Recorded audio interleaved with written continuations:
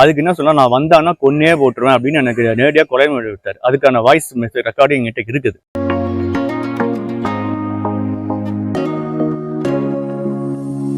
வணக்கங்க, என் பேர் ரமேஷ். நான் மதுராவில் கிருஷ்ணா நைஸில் இருக்கிறேன். பின்னாடி இருக்கிறது என்னோட ப்ராப்பர்ட்டி.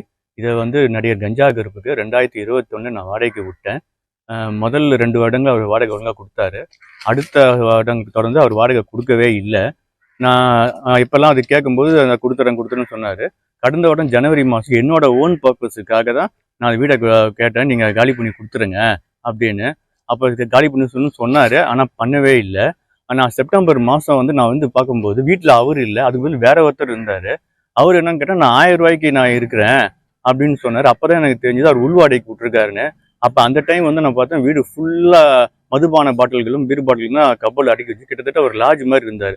உடனே நான் என்னோட சைடில் ஒரு நோட்டீஸ் லெட்டர் அனுப்பிச்சேன். அதுக்கான ப்ரூஃப் என்கிட்ட இருக்குதுங்க.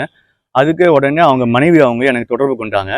என்ன சொன்னாங்கன்னா, நான் கார்த்திகை 20க்குள்ளே நான் காலி பண்ணி கொடுத்துட்றேன், வாடகை பாக்கி எல்லாம் செட்டில் பண்ணிடுறேன் அப்படின்னு சொன்ன வாய்ஸ் ரெக்கார்டு என்கிட்ட இருக்குது சொன்னாங்க. ஆனால் அதுக்கப்புறம் சொந்தக்காரர் ஒருத்தர் வந்தார். வீட்டில் இருக்க ஸ்கிராப் திங்ஸை விற்று நான் செட்டில் பண்ண சொல்லியிருக்காங்க அப்படின்னு சொல்லி போனார். ஆனால் உள்ளே இருக்க ஸ்கிராப் திங்ஸ்லாம் பார்த்தீங்கன்னா கிட்டத்தட்ட ஒரு 15,000க்கு மேலே பெருமாளுங்க. ஆனால் அதுக்கு 3 லட்சம் ரூபாய்க்கு கழிச்சுக்கொன்னு சொல்கிறாங்க. கார்த்திகை முடிஞ்சது மார்கழி, ஜனவரி அப்புறம் ஒரு கான்டாக்ட் அதுக்கப்புறம் இல்லை. ஓகேங்களா. அதுக்கப்புறம் நான் செவ்வாய்க்கிழமை அன்னைக்கு அவர் நான் கால் பண்ணி கேட்குறேன், இதுதாங்க வீடு எங்கே இது பண்ணுங்க, எப்போ காலி பண்ணுவீங்க, அமௌண்ட் எப்போ கொடுப்பீங்க அப்படின்னு. அதுக்கு என்ன சொன்னால் நான் வந்தான்னா கொன்னே போட்டுருவேன் அப்படின்னு எனக்கு நேரடியாக கொலை விட்டார். அதுக்கான வாய்ஸ் மெசேஜ் ரெக்கார்டிங் என்கிட்ட இருக்குது. ஓகேங்களா. இப்போ எனக்கு தயவுசெய்து காவல்துறை என் உடம்பையை மீட்டு தரணும்னு கேட்டுக்கிறேன். நான் இதுக்கு நான் இஎம்ஐ கட்டி தான் கட்டிகிட்டு இருக்கேன் இந்த வீடை. அவர் வாடகையும் கொடுக்காம இஎம்ஐயும் கட்டிக்கிட்டு நான் என்னோட வீட்டுக்கு நான் சொந்த வீட்டுக்கு குடிப்பாக முடியாமல் நான் வாடகை வீட்டில் இருக்கிறேன்.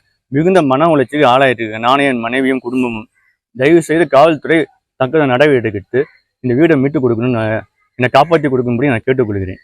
சம்பந்தமா நீங்க காவல்துறையில வழக்கு நான் அன்னைக்கு கொலை மிரட்டல் அன்னைக்கே நான் ஆன்லைன்ல கம்ப்ளைண்ட் பண்ணிட்டேன். அதுக்கான ப்ரூஃப் என்கிட்ட இருக்குது. இந்த பாருங்க, ஆன்லைன் கம்ப்ளைண்ட் இது இருக்குது. ஆமா, கொலை மிரட்டல் விடுத்தல் மற்றும் வீடு காலி பண்ணு சப்ஜெக்ட் பண்ணி கொடுத்துருக்கிறேன். இதுக்கு இந்த ஆன்லைன் கம்ப்ளைண்ட்டுக்கு அவர் காவல்துறை நடவடிக்கை எடுக்கும்படி நான் கேட்டுக்கொள்கிறேன். இது சம்பந்தமா காவல்துறை உங்களை தொடர்பு பண்ணாங்களா? இல்லை, இது வரைக்கும் இல்லை. ஆனா அவரு நேத்து 100 கால் பண்ணி வீட்டுல யாரோ இருக்காங்க அப்படின்னு சொல்லியிருக்காரு, பொய்யான தகவல் கொடுத்துருக்காரு. நேற்று எஸ்ஐ வந்தாரு. நான் தான் வீட்டில் இருந்தேன், பெயிண்டிங் ஒர்க் நடந்துட்டு இருக்கு, நான் ஷிஃப்ட் பண்ணுறதுக்காக ரெடி பண்ணிட்டு இருக்கேன். அப்போ அவர் பார்த்துட்டு ஆமாப்பா ஜென்யூனான இதுதான் அப்படின்னு சொல்லிட்டு அவர் கண்ட்ரோல் ரூம் சொல்லிடுறேன் இன்ஃபார்ம் பண்ணுன்னு போயிட்டாரு. இன்னைக்கு காலையில திடீர்னு கிட்டத்தட்ட ஒரு 9 பேர் குண்டாஸ் மாதிரி ஊர்ல இருந்து வந்திருக்காரு, இன்க்ளூடிங் கஞ்சா கருப்பும் வந்திருக்காரு. வீட்டை உடைப்பேன் அப்படின்னு சொல்லி மிரட்டிருக்காரு. பெயிண்டர் வந்திருக்கா, அவர் வெளியே இருந்து அவரு பூட்டை உடன்னு சொல்லி அவரை வலுக்கட்டாயமா போஸ்ட் பண்ணியிருக்காங்க. எஸ்ஐ கூப்பிட்டா நீ வாங்கினாங்க.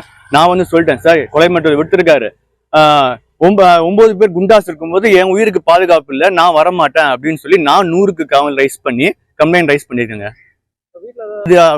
மனைவி நான் சொன்ன உடனே மனைவி பேசினாங்க பாத்தீங்களா, அப்பயே பாட்டில காலி பண்ணிட்டாங்க. ஆனா வீடுகள் பாத்தீங்கன்னா குப்பமா இருக்குது. அவரு சொல்றாரு நான் கடந்த மாசம் வரைக்கும் வாடகை கொடுத்துட்டு இருக்கேன் அப்படின்றாரு.